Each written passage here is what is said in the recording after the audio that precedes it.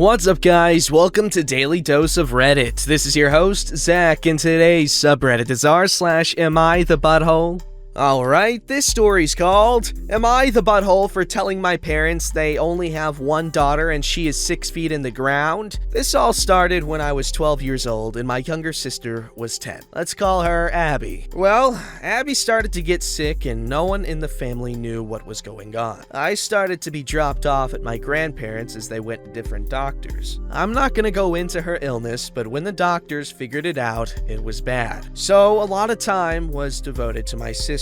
When I was 14, it got worse, and I started to be left at my grandparents' for longer amounts of time. It started with just staying the weekend, and then maybe the whole week. I would bring it up, and they told me that they have to focus on Abby. Soon, I was staying there for months. By the time I was 16, I was basically living there full time. I would maybe see them every other month. If I texted them about the whole thing, the same response was always sent. We need to focus on Abby right now. I'm 19 now, and Abby has passed away from her illness. Her funeral was 2 weeks ago, and I attended through FaceTime. I got a call today from my parents, and they wanted to meet up and be a family again. I told them that they abandoned one child for another. I am not their child anymore. That they only have one daughter, and she is 6 feet under the ground now. I soon hung up. I've been getting texts calling me an ass, and that I should understand that they needed to focus on Abby, and to suck it up, basically. So am I the butthole?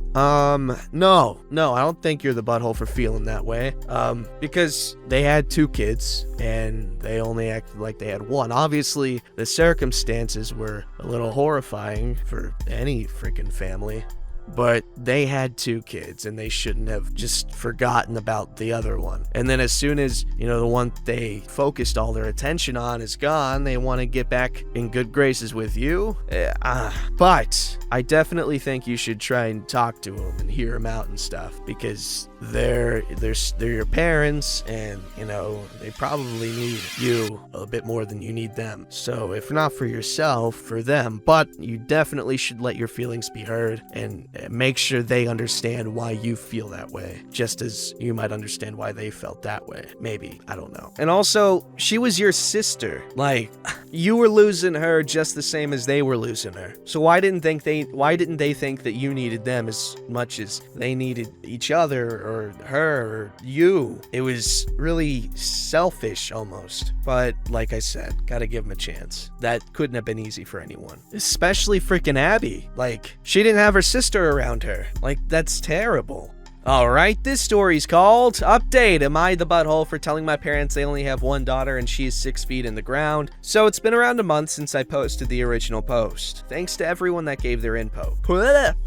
So after the post, I wrote out a very long letter explaining my feelings about how my parents treated me and how they abandoned me for 7 years. I talked about all the major events that they missed and all the years that I could have been with my sister but couldn't due to their decision. That I haven't been a part of the family ever since Abby got sick all those years ago. I talked about how my grandparents are more parents to me than they have been in these past years. That no matter the reason, they discarded me and acted as if their other kid didn't need their parents. That you may have lost Abby recently, but I lost my whole family a long time ago. And that I'm not gonna give an empty apology for what I said on the phone. I sent this letter and it was radio silent for a bit. And in the meantime, I went to my first on-campus college semester and started to use the free therapy. My parents contacted me and asked if I would like to get dinner and hear them out. I agreed. It was a very long conversation that boiled down to I'm willing to try to get to know my parents again under 2 conditions. And if they don't agree with them, I'm gonna walk away since they are basically strangers at this point. 1, that we start to go to family therapy. Whoa, where have I heard of that? 2, that they don't try to parent me. That position is for my grandparents only, and I am willing to try a relationship with them, but it won't be a parent-child relationship. They don't seem happy with these conditions, but accepted. We went to our first family session a few days ago, and our relationship is still rocky, but I think it is getting better. I may be able to forgive them someday, but that day is far in the future. Hey, you know what? You're a rock star because you reached out, you gave them a chance, and you're not just tossing tossing. Why am I doing that? Tossing them to the side, like they might have done to you. And that just shows you're a way bigger person. Alright, this story's called, Am I the butthole for not letting my kids wear pajamas around the house? Oh god, that's literally all we wear here. Okay, I am a dad, 43, to 3 kids, 15 female, 10 female, 8 male. I love them more than anything and want to resolve this problem ASAP, as I hate fighting with them. I like to think that my wife and I have been good parents thus far. We are not extremely strict or helicopter parents. We do not limit screen time for my daughters. They all get a weekly allowance and are asked to do very minimal chores, cleaning their shared bathroom, washing their dishes, etc. The kids have had no issues with the way our household runs until now. Since my eldest was born, my wife and I have enforced a no pajama policy around the house. We consider it the same as taking off your shoes when you come inside. Ha! Pajamas are worn for sleeping in their bedrooms at night. Okay, loser. They aren't allowed to wear them down into shared spaces, living room, kitchen, etc., or during times of the day when they're up and active. Essentially, anytime they aren't sleeping. This is to keep everyone from feeling lazy or like they have nothing to do, and also keeps everyone looking presentable and clean. I mean, makes sense. We have been enforcing this rule a bit more ever since they switched to online school, as we don't want them falling asleep or becoming distracted during or in between classes. The only exception is pajama night, once a week, where we all wear pajamas and play board games or watch a movie together. My wife and I follow the same rule for the sake of fairness. A few days ago, my eldest came down for breakfast in her pajamas. I asked her to go back upstairs and change before joining us, and told her we would wait for her before we started eating. She refused, so I told her that she could either change out of her pajamas or go back to bed, as pajamas are for sleeping only. It ended in an argument between her, my wife, and I. She said the rule is unfair and ridiculous, and that we aren't allowed to control what she wears. She also claimed that she was uncomfortable in everything else because it was all too formal for breakfast. I told her I don't care what she changes into so long as they aren't pajamas. She could wear sweatpants if she'd like, but the expectation we set in our house is that pajamas are for sleeping only. I also pointed out that we don't control what she wears out of the house, no pajamas obviously, and within reason as they are still young. She stormed off to her room and won't speak to me or my wife. I'm wondering if we or I are the butthole in this situation, as we are, to the same degree, policing what our children wear around the house. But I also feel that it isn't a huge demand to make, especially since my wife and I also follow it, and generally don't ask much else of these kids. Or of the kids. Edit! The rule does not apply when the kids go to their friends' houses. We are more relaxed about it when they bring friends over to our house, though the rule isn't dropped completely. Edit 2. Yes, holidays are also an exception, including birthdays and days where one of the kids has something special to celebrate, an award, a good grade, etc. Thank you to the user who asked and reminded me. Also, I consider pajamas to be whatever you slept. The kids are expected to change out of whatever they slept in, but if that means changing into lounge or leisure wear or even a clean pair of pajamas, that's fine. Oof, okay.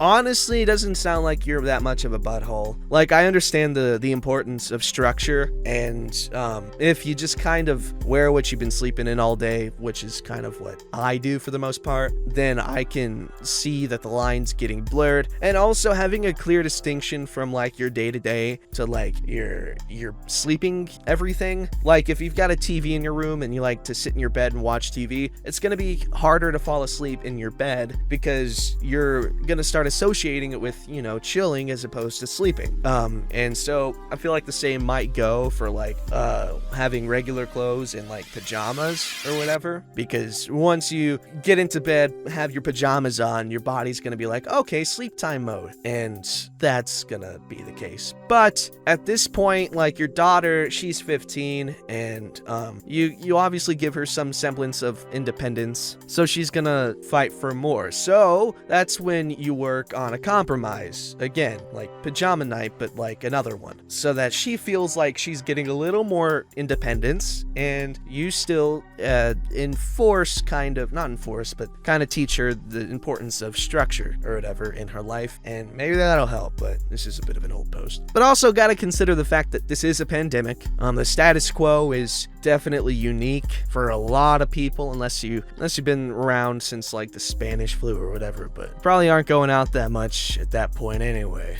Okay, update! Am I the butthole for not letting my kids wear pajamas? Original post here. My daughter and I got back from the doctor a few hours ago, so I thought I'd update everyone, as long as my post got a pretty large response. I'm a good dad, that's something I'm sure of. I love my kids, I try very hard to be a good parent, and I know I've done that. A few people commented on my post saying that I was ruining my kids' lives, etc., which is not true in the slightest. That being said, I was somewhat wrong about the pajamas.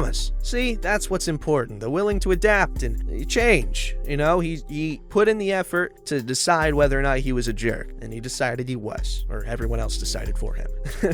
As some people mentioned, changing out of pajamas acts as a reset for them and helps them acknowledge that they're starting their day. This is why my wife and I started the rule in the first place, but obviously things change over time. Shortly after getting my butthole title, I went to talk things out with my daughter, intending on figuring out a way to change the pajama policy so that we were all happy with it. I re-explained the reasoning behind the rule, shifting mindsets in the morning, and she ended up crying and told me that changing her mindset didn't matter because she can't stop falling asleep anyway. I asked her what she meant, and she explained that she's been falling asleep multiple times a day, even when she's changed out of her pajamas. My wife is close friends with a somnologist, so we set up an appointment, and he spoke with my daughter. He recommended that she go for a polysomnogram and MSLT, sleep tests. And it turns out she has narcolepsy. What? We're currently discussing treatment options with her doctors to see how we can help her, but it's a big relief for her to know that there's a reason behind why she's been struggling with sleep. As for the pajamas, we sat down as a family and discussed it together. We decided we want to keep the rule, but reworked it so that the kids can eat breakfast in their pajamas as long as they're changed and starting online school on time. There we go. Also, a lot of people asked why my wife and I don't limit my kids' screen time. We limit my son's, as he's a bit younger, but my daughters are extremely good at limiting their own. They're both bookworms and understand that too much screen time is harmful, so they don't spend a lot of time on their devices anyway, so my wife and I have never felt the need to step in. There we go. I did not expect that though. Narcolepsy? I mean, it's not that crazy, but it's just like, I've seen like one of those shows or whatever about some dude with like narcolepsy where like he just falls asleep like just randomly, like he could be standing up and washing dishes and he just all of a sudden boom, he's out. But I imagine not every case is like that. That's why he was on TV. But cool dad, you know, he's putting in that effort to make his kids not hate him. That's impressive. Alright, this story is called, Am I the Butthole for Not Wanting to Sign Away My Rights? Look, I know it's my choice and I have a right to say no, but right now it feels like the rest of the world doesn't agree. Honestly, I, 26 male, didn't know this woman that well when we first met through a dating site. She was 35 and according to her profile, was single, never told me she was married. We went out on a few dates for 4 months until she told me she wasn't interested anymore. I found out later it was because her husband was getting suspicious and she needed to cut her losses. But a few months after, she contacted me again and told me she was pregnant. It hadn't been that long since we slept together and she confessed everything. Her husband still didn't know yet because she wanted to find out who the father was first. We did the prenatal paternity test and confirmed her baby is also mine. She had to tell him after that and it was a crap show. He wanted to speak to me and called me like crazy. She got him to leave me alone after telling him I never knew about her being married. We were both being lied to by her. They're apparently trying to work things out, but here's the thing. Her husband wants me completely out of the picture and is willing to adopt my baby if I terminate my parental rights. He doesn't want me in their lives at all, and this is his only condition, or he's divorcing her and taking their 2 kids. I don't know if he can actually do that, but she's begging me to do this or it'll completely break their family. Neither of them are start considering that this is my child too, and I want to be in my child's life. I said I would not, and it's causing all these problems. She's called several times, telling me how badly this is hurting her family, and her kids are hurt and confused because her husband's temporarily moved out until this condition is met. She feels guilty for doing this to them, but says she wants to fix her mistakes and make their marriage work if I could just do this. Plus, to her, it's a sweet deal for me since I won't ever have to raise this baby or be responsible financially. I don't see it that way. I want to be a dad to my son, but it feels like what I want is hurting everyone else, like her kids. My close friends who know all this get I want to do right by my kid, but feel I should walk away from this messy situation as it'll always be a part of my life if I choose to be involved, and it's possible if her husband is willing to adopt my son after birth, he'll have a good life. Nobody else in my life thinks me being in my son's life is a good idea, and I don't know if it is really such a bad thing. She's due in 2 months, and I don't know what to do. Am I the butthole? No, man, you've got rights to freaking be a dad to your kid if that's what you want. I mean, it might not be the cleanest freaking thing ever, but you know, you still got the right. However, one thing you got to consider is, what's the best chance for your kid to have like a stable and normal life if that's what you like? Because, you know, I don't know. This is such a messy situation. Well, bottom line is, you didn't do anything wrong, all right? You slept with the married chick. That's funny as hell in my opinion. I'm sorry it's messed up, but it's funny to me for some reason. Okay, I messed up. Anyway, but you didn't do anything wrong. You didn't know. She lied to both of you. All of this is her fault. It's all on her. And it sucks for her kids. It sucks for her husband. And it sucks for you because of this stupid ultimatum. But I'm just saying, whatever you decide, she made her bed. Now she's got to sleep in it. That's how the expression goes, right? If not, then the one I know is she dug her own grave. Or dug the grave of her own marriage. Boom, shaka-laka. Alright, this story's called, Am I the Butthole for Not Wanting to Sign Away My Update, am I not the butt?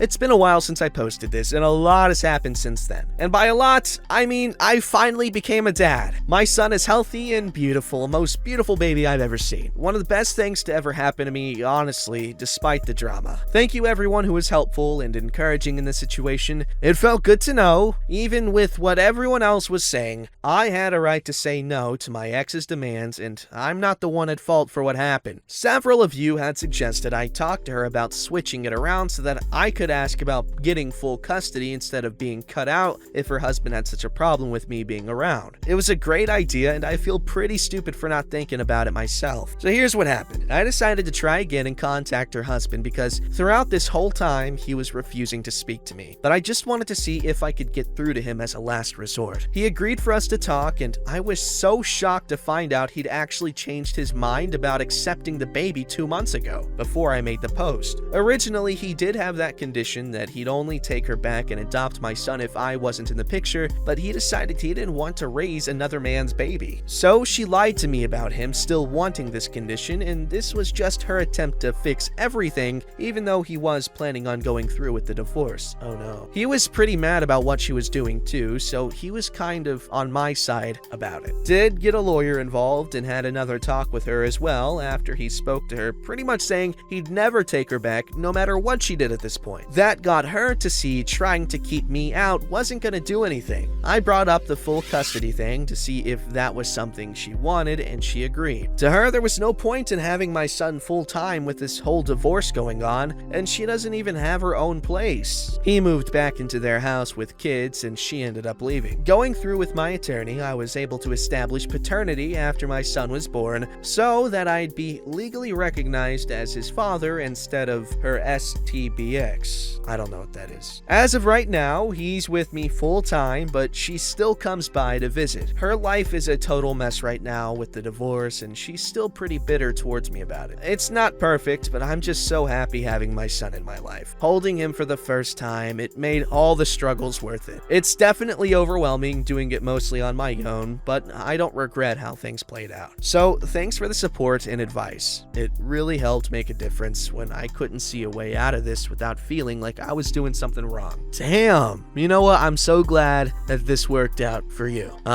Sucks for the husband though. That guy, that poor guy, and his kids, or their kids, I guess, but jeez. Don't forget to like, subscribe, and hit that bell to never miss an episode.